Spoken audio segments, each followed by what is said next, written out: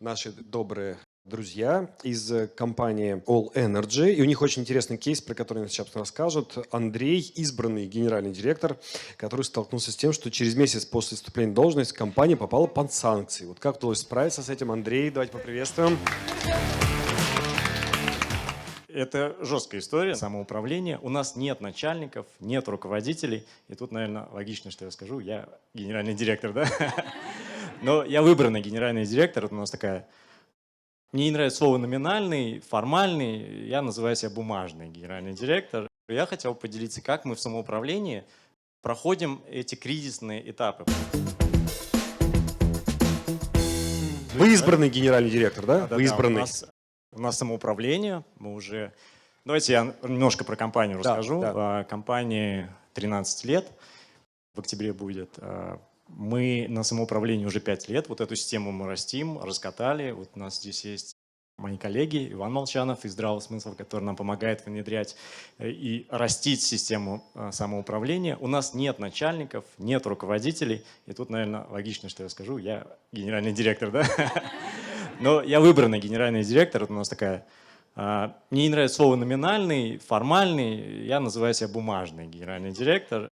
Я генеральный директор, надеюсь, там 15% моего времени для того, чтобы представлять интересы в каких-то госорганах, да, вот в этих вещах, где просто там иногда наши клиенты говорят: нет, вот, знаете, я хочу пожать руку генеральному директору. Да. Может, вы, ну, там сотрудник наш общается, какой-нибудь менеджер, говорит: вы знаете, может, вы, генеральный директор не знает, что вы цены нам повышаете, да? А я такой: так я действительно не знаю, что они повышают цены.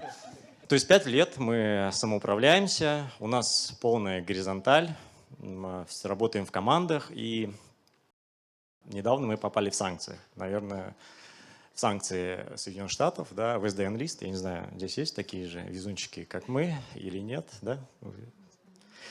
Это жесткая история, наверное, это во второй части я бы тоже мог стать участником этого мероприятия про факапы.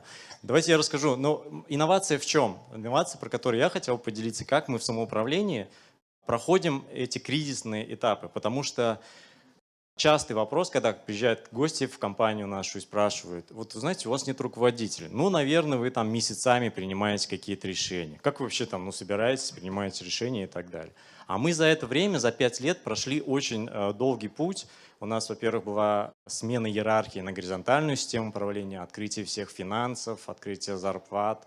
Мы закрывали потом какие-то подразделения, которые приносили 30-40% нашей выручки. При этом у нас сейчас оборот 1,5 миллиарда. Последние 3 года не меняется, но зато прибыль растет на 20-30% каждый год. Вот. Для информации, мы работаем в B2B секторе, нефтегазовая отрасль. Это очень неповоротливая отрасль. И производим специальные химические добавки и решения для нефтегазовой отрасли. 150 человек. Вот. И полностью самоуправление, которое является нашей культурой, да, частью нашей культуры. И мы проходили много этапов, и ковид, и закрытие разных подразделений, и СВО, и разрушение вот этой логистических цепочек и финансовых цепочек. Да, то есть, это не... И вот сейчас мы проходим новый этап, это санкционный список. И расскажу такую тоже краткую историю, как это началось. 19 мая, пятница, вечер, да, кто-то там ближе к 6. Кто-то пишет: ребята, в общий чат у нас Битрикс, живой ленты: слушайте, а мы что, в санкции попали? И такая чат сразу оживает, все начинают там: как так, что такое? Юристы там такие: подождите, у нас выходные, давайте там со следующей недели. Не суть.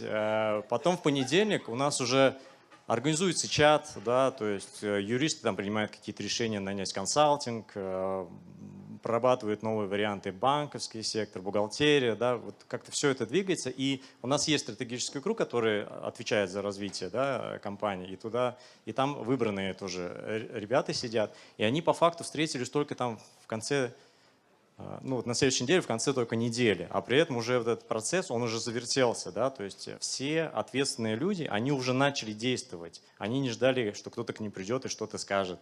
Кто-то там входит того, что начали новую ложку открывать для того, чтобы закупать товары элементарно. Да?